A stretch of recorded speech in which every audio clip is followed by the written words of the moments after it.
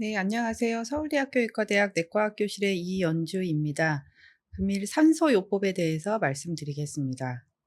먼저 호흡에 대해서 살펴보면 호흡은 이제 주로 산소를 받아들이고 이산화탄소를 내보내는 가스 익스체인지의 첫 번째 그 목적이 있고, 그리고 이제 더불어서 블러드 바디의 폐하를 조절하게 됩니다. 또 이제 많은 부분을 담당하진 않지만 이제 바디 템퍼레이처 레귤레이션에도 담당을 하고 있습니다. 이런 가스를 익스체인지하는 것은 크게 보면은 외호흡 (external respiration과 내호흡 (internal respiration으로 나누을 수 있는데, 외호흡이라는 것은 대기에서부터 폐를 거쳐서 알베올라이와 캐필라리에서 이 혈액을 통해서 산소가 이제 들어오고, 이것이 결국은 아터리를 통해서 산소가 운반되는 그 과정까지를 external respiration이라고 하고, internal respiration이라는 것은 조직 세포에 의해서 그 티슈에서 산소가 이용되는 것, 그래서 모세혈관에서 순환되고 그것이 세포 내로 확산이 되면서 세포에서 산소를 이용하는 과정을 이제 내호흡 과정이라고 할 수 있습니다. 산소가 운반되는 것은 두 가지의 형태로, 블러드의 한 가지는 혈장에 녹아져 있는 디솔브드 된 형태, 그리고 또 한 가지는 헤모글로빈에 어태치되어 있는 산소가 이제 헤모글로빈에 결합된 형태로서 이제 운반이 됩니다. 그래서 이 옥시젠 딜리버리의 양은 아테리얼 옥시젠 컨텐트, 산소의 함량의 카디악 아웃풋을 이제 곱한 것이 옥시젠 딜리버리인데, 옥시젠 컨텐트는 어떻게 구하느냐? 조직이 실제로 이용할 수 있는 혈액 내 전체 산소의 양을 말하고, 이것은 아까 말한 대로 두 가지 폼으로 이것이 전달되기 때문에 이 두 가지 폼을 계산하도록 하고 있습니다. 그래서 옥시젠 컨텐트를 계산을 하려면 혈장에 용해되어 있는 PaO2의 그 용해 계수 0.003을 곱하고 거기에 헤모글로빈에 결합된 산소의 양을 구하는 공식인 요 식을 사용해서 옥시젠 컨텐트를 구할 수가 있습니다. 헤모글로빈에 의해서 산소가 운반되는 것은 결국 혈중에 있는 산소 분압에 따라서 이 헤모글로빈과 산소의 결합 정도를 결정나게 되는데, 폐포와 모세혈관의 가스 교환에 의해서 거의 완전히 산소로 포화된 상태로 조직으로 운반이 되고, 이제 말초 조직에 가면은 산소 분압이 낮기 때문에 여기서 헤모글로빈에서 산소가 떨어져서 산소를 해리시키게 됩니다. 그래서 이 옥시젠 디소시에이션 커브를 예전에 생리학 배울 때 많이 보셨을 텐데, 토탈 O2 컨텐트는 아까 말씀드린 대로 헤모글로빈에 결합된 상태로 있는 O2와 혈장에 녹아있는 디솔브드 된 O2가 있는데, 이 디솔브드 O2의 양은 굉장히 작습니다. 그래서 대부분이 산소는 헤모글로빈에 결합된 형태로 이렇게 되고, 이 옥시젠 컨텐트를 조직에서 해리하게 될 때 이 PaO2의 함량에 따라서 이것이 높아지면은 헤모글로빈 세츄레이션도 높아지는 것이고, 그게 떨어지면은 산소 분압이 떨어지면은 헤모글로빈 세츄레이션도 떨어지게 되는데, 이게 완전히 이제 1대1로 정비례하는 관계가 아니고 시그모이드한 쉐입을 가지고 있습니다. 그래서 여기서 P50라는 것은 헤모글로빈이 50% 정도가 포화되어 있는 상태, 결합되어 있는 상태의 산소 분압을 얘기하고, 여기에서 P50가 오른쪽으로 시프트 되는 경우는 이제 뭐 바디 템퍼레이처가 올라간다든가 폐하가 낮아진다든가, 그래서 대사 요구량이 좀 늘어나는 그런 상태에서는 이 그래프가 오른쪽으로 시프팅 되면서 결과적으로는 이 조직에서 산소를 더 많이 공급받아야 되기 때문에 헤모글로빈 세츄레이션이 떨어지면서 헤모글로빈이 산소를 조직에 많이 해리를 시켜준다, 이렇게 생각하시면 되겠습니다. 그래서 앞에서 말씀드렸던 이 PaO2는 O2 컨텐트 자체를 얘기하는 것이 아니고 피 속에 있는 O2의 드라이빙 프레셔를 얘기한다는 것이고, O2 헤모글로빈 디소시에이션 커브에서 결국 이 세츄레이션을 결정하는 것이 PaO2에 따라서이다. 이걸 알고 계시면 되겠고, 세츄레이션 같은 경우에는 우리가 O2의 컨텐트를 이제 간접적으로 볼 수 있는 가장 이제 많이 사용하는 지표라고 생각하시면 되겠고, O2의 함량, O2 컨텐트는 이제 100cc의 블러드에 O2가 얼마나 존재하는지를 보여주는 그런 수치인데, 이것은 결국 헤모글로빈에 어태치돼서 들어가는 O2와 플라즈마에 그냥 녹아서 들어가는 O2 두 가지의 폼으로 운반이 된다. 그렇지만은 대부분은 옥시 헤모글로빈의 형태로 운반이 된다라고 알고 계시면 되겠습니다. 그러면 이렇게 운반된 산소는 어떻게 이용이 되느냐? 대부분 세포 안에서는 미토콘드리아에서 이 90% 정도의 산소를 모두 소모합니다. 이 대사 과정에서 산소가 있을 때 그리고 산소가 없을 때 그 대사 과정이 다른데 해당 과정을 이 글루코즈에서 해당 과정을 통해서 이제 글루코즈가 피루빅 애시드라는 이제 부산물이 되면 이 피루빅 애시드가 에어로빅한 환경에서는 이렇게 대사가 되면서 이제 크랩스 사이클과 전자 전달 체계를 통해서 38 ATP 이제 고용량의 에너지를 낼 수 있다는 것이고, 혐기성 대사 과정을 가게 되면 이 피루빅 애시드가 이런 전자전달 체계나 크랩 사이클을 돌지 못하고 이제 락틱 애시드를 부산물로 내면서 이 ATP 에너지 자체를 조금밖에 생산해내지 못한다. 그래서 이 산소가 있고 없음에 따라서 이 부산물로 락테이트가 나오고 그리고 에너지가 얼마나 차이가 있느냐 이런 것을 확인하실 수가 있습니다. 결국 이렇게 이제 하이폭시아 상황에 노출이 되면은 ATP 프로덕션이 되지가 않고, 그런 경우에는 이제 셀 멤브레인 자체가 언스테이블해지는 상황이 발생하고, 결국은 이런 이제 스트레스 때문에 에포프토시스가 일어나고 결국은 셀 데스로 일어난다. 그러면 우리가 이제 결과적으로 임상적으로 보게 되는 상황은 이제 멀티올간 페일리어의 상황으로 가는 것이죠. 그렇지 않고 이제 산소가 충분히 있다면 미토콘드리아에서는 산소가 18mmmercury 멀큐리 정도만 있으면 이 하이 에너지의 포스페이트 ATP를 생산해낼 수 있다. 그래서 아까 말씀드린 것처럼 이 글라이콜라이시스를 통해서 글루코스가 파이루빅 애시드가 되는데, 이게 산소가 있는 환경에서는 크랩스 사이클과 전자 전달 체계를 제대로 돌아서 이렇게 고용량의 ATP를 낼 수 있다는 것입니다. 산소에 이렇게 취약하게 되기 때문에 산소가 없으면 이런 혐기성 대사 그리고 에너지를 많이 못 내고 결국 셀 데스로 이어지기 때문에 결국 각 조직마다 산소가 이제 부족해지면은 데미지를 받을 수밖에 없는데, 가장 이제 톨러런스가 약한 것은 브레인입니다. 우리가 심정지 상황에서 심폐소생술 4분 정도 했는데 이스케믹 브레인 데미지가 이미 시작되어서 돌아오지 못하는 경우도 간혹 볼 수 있는데, 브레인 같은 경우는 서바이벌 타임이 한 3분 미만으로 되어 있기 때문에 4분 이상 CPR 하면은 상당히 어렵다. 그래서 인투베이션도 굉장히 빨리 해야 되는 것이죠. 그리고 키드니나 리버 같은 경우에는 한 20분 정도로 서바이벌 타임이 알려져 있고, 그래서 우리가 CPR 20분 정도 하고 다음 날이나 다다음 날까지도 이 OTPT라던가 투석을 하게 되는 경우가 있지만, 시간이 지나면 OTPT 다시 떨어지면서 이스케믹 데미지가 다시 좀 좋아지고 키드니도 나중에 CRRT 하다가 다시 좋아져서 끊고 하는 경우도 있습니다. 그래서 가장 여기서 민감한 부분은 브레인이고, 이 브레인이 사실 다른 조직들, 다른 주요 장기도 중요하지만 다른 주요 장기들은 이제 시간이 지남에 따라서 다 회복을 했는데 브레인이 돌아오지 않는다면은 이제 그 환자가 살기는 살았지만 또 인간다운 삶을 영위하기가 어려운 상태로 되기 때문에 이런 부분에 있어서 좀 민감하게 우리가 봐야 될 것 같습니다.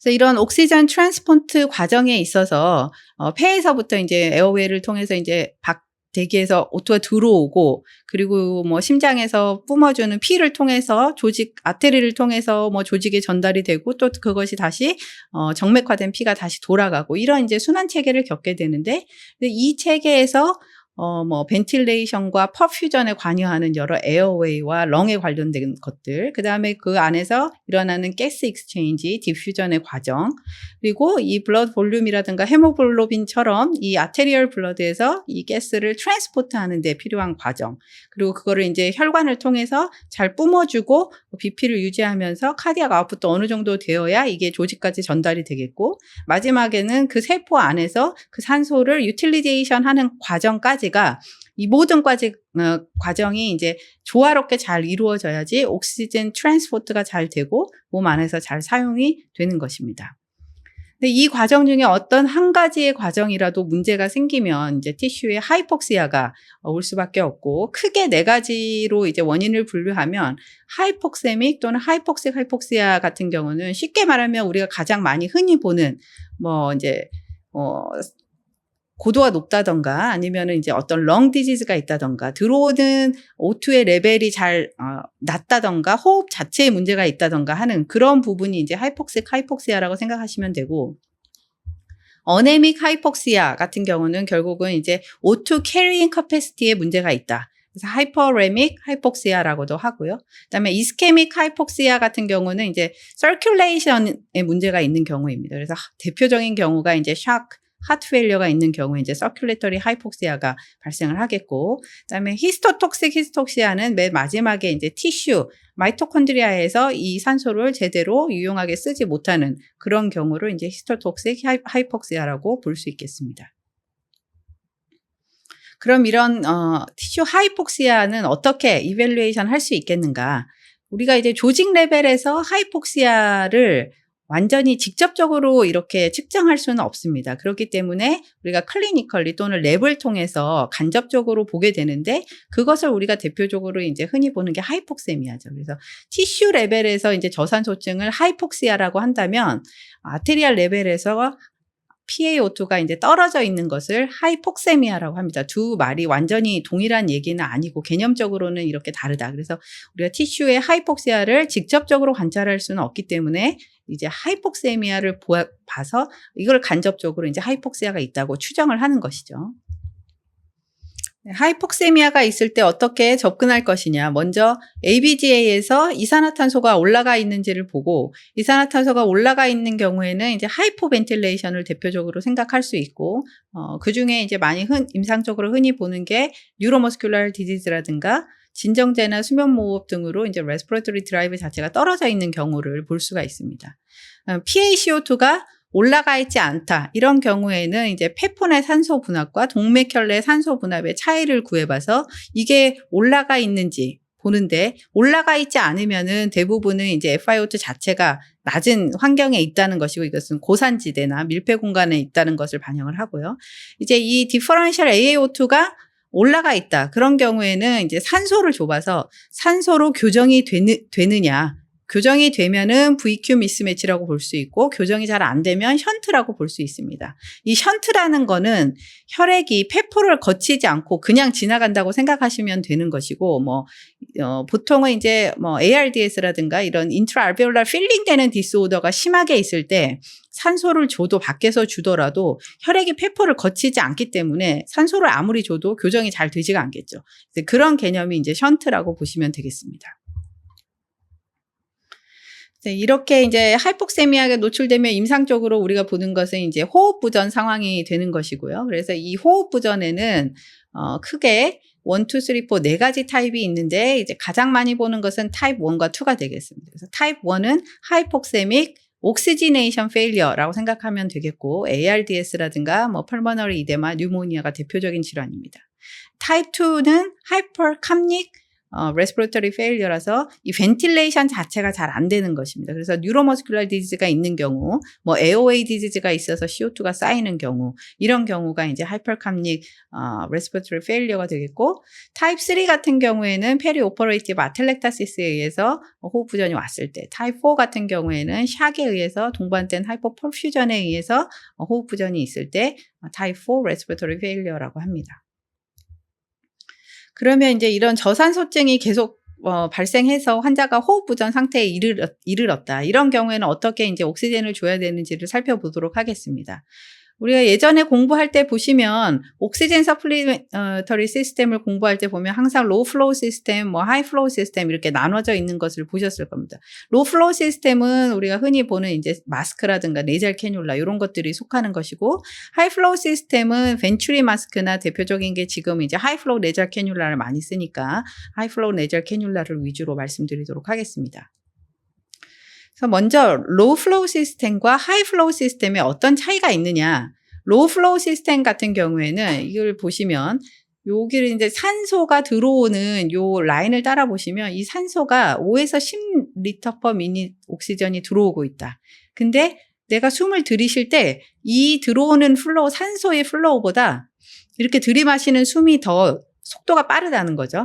그래서 이 플로우가 한 20에서 25 정도 된다. 그러면 이 산소가 들어오는 플로우에 주변의 대기의 플로우가 섞이게 됩니다. 그래서 이 산소가 일정한 농도로 공급되기가 어렵죠. 내가 들이마시는 픽 플로우 레이트보다 산소가 공급되는 이 플로우 레이트이 적기 때문에 주변의 대기의 공기를 같이 빨아들이게 되고 그러면은 이 산소가 희석돼서 우리 폐로 들어간다. 이게 로우 플로우 시스템입니다.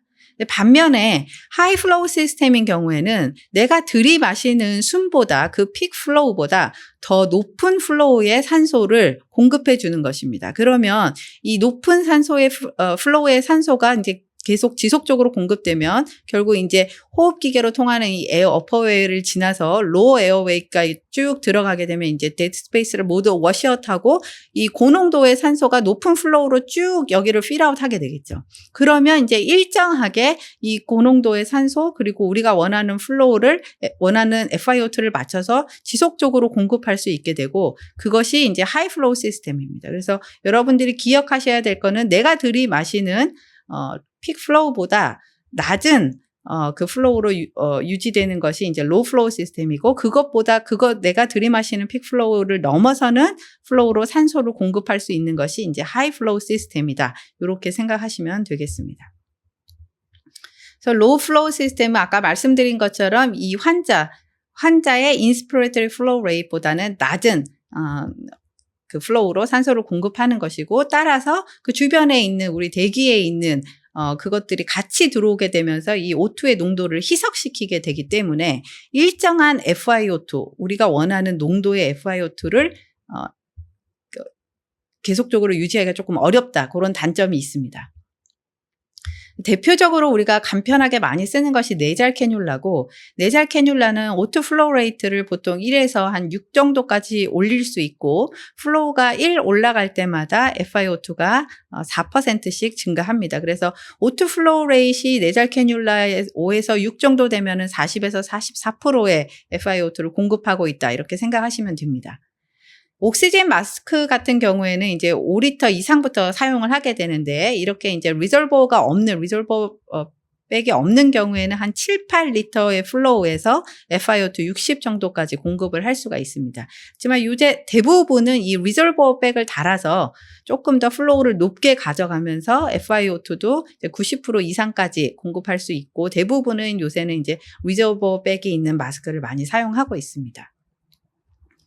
이 옥시젠 마스크를 사용할 때 주의해야 될 점은 O2 플로우를 이 5리터 플로우보다 이제 적게 설정하게 되면은 그 안에서 이제 CO2 리텐전이 될 우려가 있기 때문에 최소한 5보다는 크게 설정을 해야 된다. 그리고 마스크를 이제 쓰고 있으면 아무래도 네잘 캐뉼라를 하는 것보다는 환자들이 조금 불편하고 특히나 가래가 많은 환자인 경우에는 계속 이제 옥시젠 마스크를 자꾸 벗었다가 또 식사할 때도 벗었다가 해야 되기 때문에 인터럽션이 조금 있을 수 있습니다. 다음 많이 쓰는 이제 하이 플로우 시스템인 경우에는 아까 말씀드린 것처럼 우리가 원하는 FiO2를 이제 비교적 일정하게 유지할 수 있다는 것이고 환자의 픽 인스피레이터리 레이트보다는 옥시젠 플로우 레이트가 지속적으로 높게 유지될 수 있다. 그런 장치이고 그렇기 때문에 FiO2가 일정하다는 것이고요. 그래서 이런 이제 하이 플로우 네잘 캐뉼라를 지금 임상에서 이제 가장 많이 쓰고 있는데 이게 이제 비교적 하이 플로우로 들어오기 때문에 약간 피지올로직 컨디션에 이 플로우가 너무 세게 되면은 또 코가 많이 건조하고 하기 때문에 피지올로직 컨디션을 맞춰주기 위해서 이제 히팅 장비가 있고 또 휴미디파이 장비가 있습니다. 그래서 거의 50에서 60리터까지 하이 플로우 를 공급할 수 있는데 그럴 경우에 한 37도 정도로 이제 에어가 히팅되어 나오고 또 휴미디파이도 되어 있기 때문에 환자가 느낄 때 그냥 이렇게 아주 건조하다거나 이런 거는 조금 덜 느낄 수 있습니다. 그래서 요거는 입을 코에다가 이제 이렇게 캐뉼라를 하고 입을 이렇게 다물고 숨을 쉬면은 이 익살레이션 되는 게 이제 거의 많이 예방이 되기 때문에 입을 이렇게 오픈하고 있는 경우에는 핍 효과가 굉장히 미니멀하지만 입을 닫고 이제 숨을 쉬는 경우에는 이제 안쪽으로 파지티브 에어웨이 프레셔가 쌓이면서 핍 효과가 조금 나타날 수 있고 많게는 10까지도 핍 효과를 누릴 수 있다고 되어 있지만 우리가 임상에서 보면은 한 미니멀 핍 정도 한 5에서 6 정도 효과를 볼 수 있는 것 같습니다. 그래서 아까 말씀드린 것처럼 이제 데드 스페이스를 워시아웃 할 수 있고 또 히디드 휴미디파이드 가스를 공급함으로써 환자가 뮤코실리어리 펑션을 좀 유지할 수 있고 그래서 이제 가래 같은 거 뱉을 때도 이게 조금 더 유용하다 이런 이제 보고가 있습니다.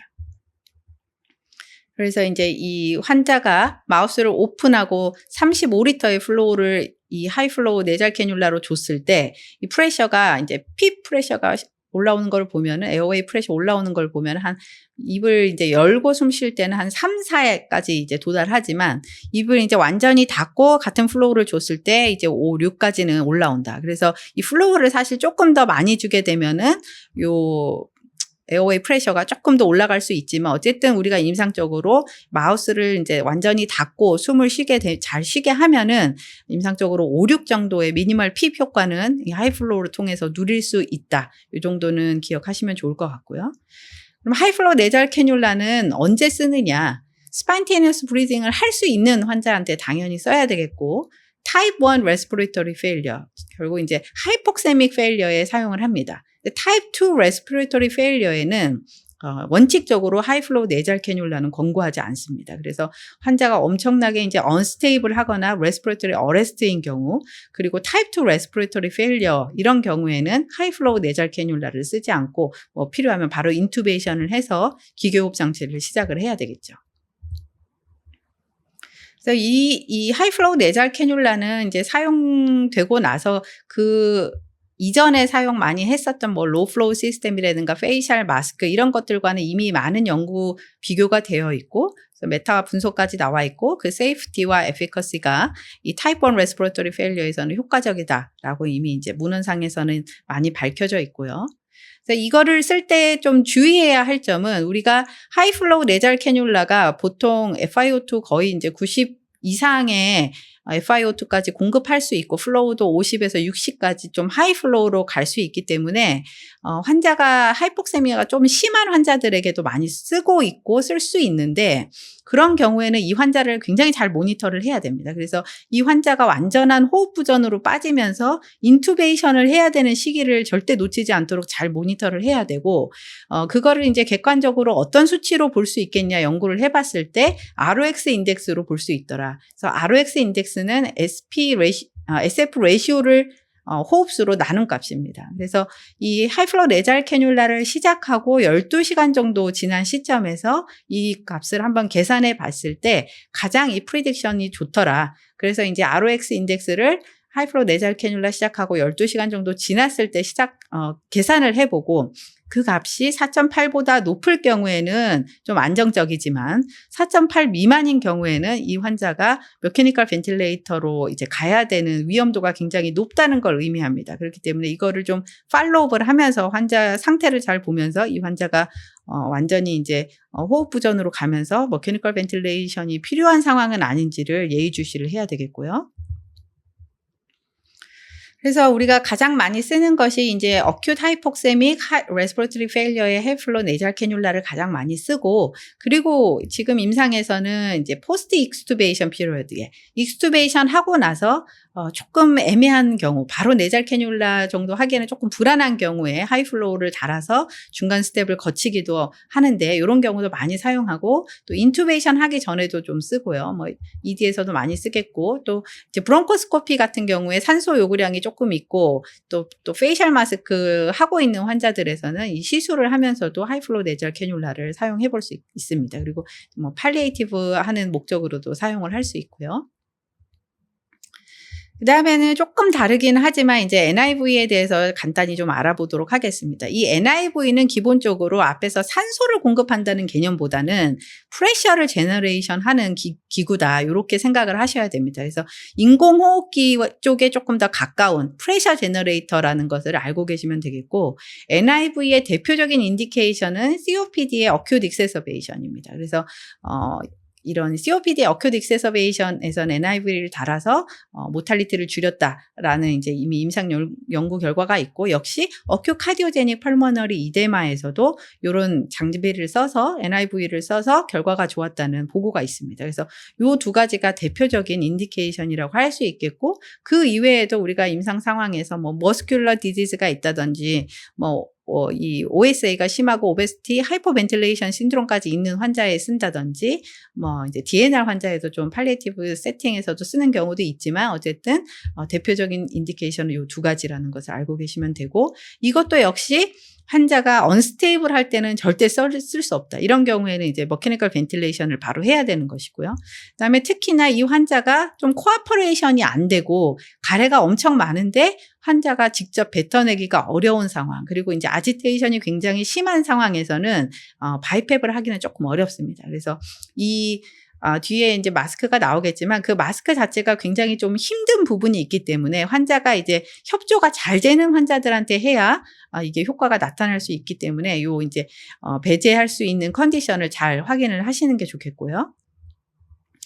그리고 이 바이헵을 쓸 때 두 가지 서킷이 있는데 가장 많이 우리가 흔히 쓰는 것은 이 패시브 서킷입니다. 그래서 이 패시브 서킷 같은 경우에는 요 끝에 보면은 익살레이션 포트가 있는데 이 익살레이션 포트가 결국은 이제 익살레이션 될 수 있도록 구멍이 뽕 하나 뚫려 있다. 포트에 구멍이 하나 뚫려 있다라고 생각하시면 됩니다. 그럼 액티브 서킷은 무엇이냐? 액티브 서킷은 요렇게 되어 있으면서 익살레이션 될 수 있는 밸브가 따로 있고 흡기 시에는 닫혀 있지만 호기 시 익살레이션에만 열려서 이렇게 내가 내쉬는 숨이 여기로 나갈 수 있도록 되어 있습니다. 그래서 얘는 익살레이션을 따로 한다. 이렇게 따로 하는 어떤 튜브가 따로 있다라고 생각을 하시면 되겠고, 이 패시브는 그냥 그대로 구멍이 뽕 뚫려 있고 들이마셨다 내쉬었다 고개가 공기 왔다 갔다 할 수 있다. 이렇게 생각하시면 되고, 우리가 일반적으로 가장 많이 쓰는 타입은 이제 패시브 서킷을 많이 쓰고, 패시브 서킷을 썼는데 환자가 조금 불안정하다. 어떻게 해도 위닝이 잘 안 된다. 이럴 때는 액티브 서킷으로 바꿔서 사용해 볼 수 있습니다.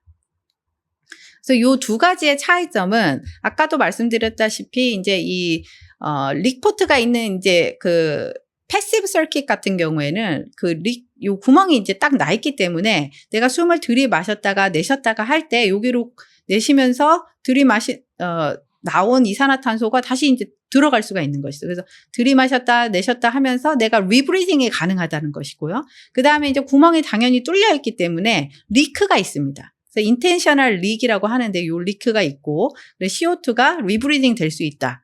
그렇지만 이쪽에 이제 액티브 서킷 같은 경우에는 익살레이션 밸브가 따로 있고 들이마실 때는 이게 닫혀 있다가 이제 내쉴 때 호기에만 열리기 때문에 CO2 리브리딩이 없고 인텐셔널 릭이 없습니다.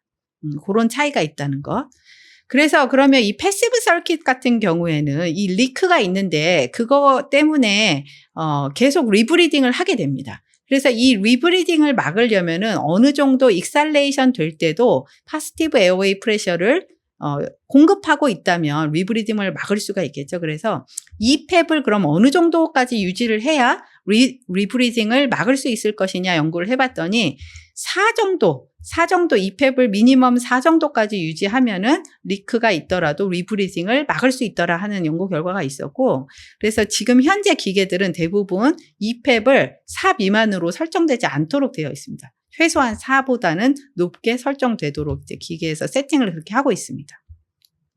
이 NIV 인터페이스는 여러 가지가 있는데 코만 막는 내잘 마스크도 있고 이제 오로내잘 마스크 이렇게 생긴 이제 코하고 입을 다 막는 오로내잘 마스크도 있는데 이게 좀 지금은 그래도 인터페이스가 많이 발전을 해서 조금 더 편리하고 환자가 숨 쉬는 게 조금 이제 편하게 인터페이스가 있긴 있지만 그래도 좀 힘들긴 합니다. 그리고 이제 이런 거가 많이 불편하신 분들은 헬멧을 사용해 볼 수도 있고, 그렇지만 또 이거는 소리가 많이 나서 조금 더 힘들어 하시는 분들도 있고, 이제 환자의 성향에 따라서 이제 사용을 해볼 수가 있고요.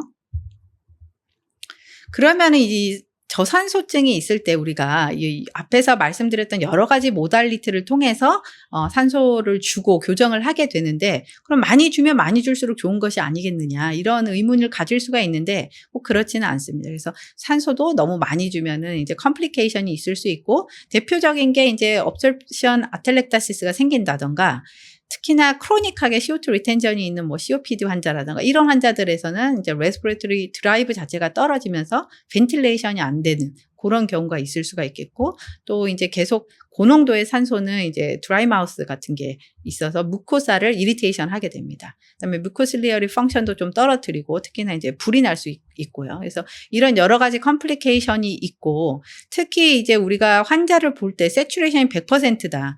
100%라고 해서 꼭 좋은 것은 아닙니다. 그래서 그 ABGL을 해보면 정작으로 PaO2는 뭐 300 이상, 그렇게 나오는 경우도 있는데 그거를 확인을 해서 PaO2가 그렇게 높으면은 PaO2를 적절한 레벨로 낮춰줘야 되겠죠. 그래서 이 PaO2가 지속적으로 이렇게 고농도에 이렇게 노출이 된다 그러면 결국은 이게 이제 산화 스트레스를 주게 되고 결국은 뭐 에이포프토시스나 이제 올간 페일리어 같이 데미지를 줄 수 있다. 그래서 하이퍼록시아가 좋은 것이 아니기 때문에 ABG를 해서 PaO2가 적정 레벨에 있도록 늘 맞춰주는 것이 중요하다라는 것입니다. 그러면은 도대체 어느 정도를 타겟으로 하는 게 좋겠는가? 이전에도 많은 연구가 있었지만 뭐 최근에 이제 대규모 스터디 된 게 있어서 보면 90% 로어 세츄레이션 타겟, 그다음에 이제 인터미디에이트 그룹은 이제 94% 정도 타겟, 그다음에 하이어 그룹은 98% 타겟을 했습니다. 그래서 94%, 98% 타겟을 했을 때 우리 ICU 환자들에서 여기 보시면은 벤틸레이터 프리 데이스 차이가 없고요. 인 호스피탈 데스도 역시 차이가 없습니다. 그래서 메인 아웃컴에는 거의 차이가 없더라. 그래서 여러분들이 이제 ICU에서 환자를 보실 때 대부분은 뭐 100%까지 맞추실 필요는 당연히 없고요. 그래서 90에서 92% 타겟 또는 92에서 94% 정도 타겟만 해도 충분히 아웃컴에는 문제가 없다. 이런 것을 확인하실 수가 있겠습니다. 그래서 정리해서 말씀드리면 하이폭세미아가 있을 때 그냥 이 환자가 세츄레이션 좀 떨어져 있긴 하지만 레스피레토리 디스트레스는 없는 상황이다. 이럴 때는 앞에 말씀드렸던 뭐 네절 캐뉼라라던가 아니면은 이제 페이셜 마스크 같은 거 로우 플로우 시스템으로 조금 사용을 해볼 수가 있겠죠. 그렇지만 이 상태를 지나서 이걸로 해결이 잘 안 된다. 그러면서 환자가 조금 레스피레토리 디스트레스가 걸리는 상황이면서 PF 레이쇼가 이제 300 미만 떨어지고 150보다는 크지만 세츄레이션도 좀 떨어지면서 완전한 레이버스 브리딩까지는 아니지만 약간의 이제 좀 환자가 조금 레스피레토리 디스트레스가 걸리는 상황이다. 그럴 때는 이제 하이플로우 네절 캐뉼라라던가 아니면은 이제 타입 2 레스피레토리 페일리어 같은 경우에는 아까 말씀드렸지만 이제 NIV 같은 것을 사용을 해볼 수가 있겠습니다. 타입 1일 때는 당연히 이제 하이플로우를 써야 되겠고요. 그래서 이런 거를 해서 하이플로우 같은 경우에는 우리가 플로우는 한 5, 60까지 올릴 수가 있고 FiO2도 거의 90에서 100까지 정도 쓸 수 있다. 그렇지만 NIV도 마찬가지고요. NIV도 이제 프레셔를 어느 정도까지는 좀 줄 수 있고 그래서 벤틸레이션을 효과적으로 시킬 수가 있습니다.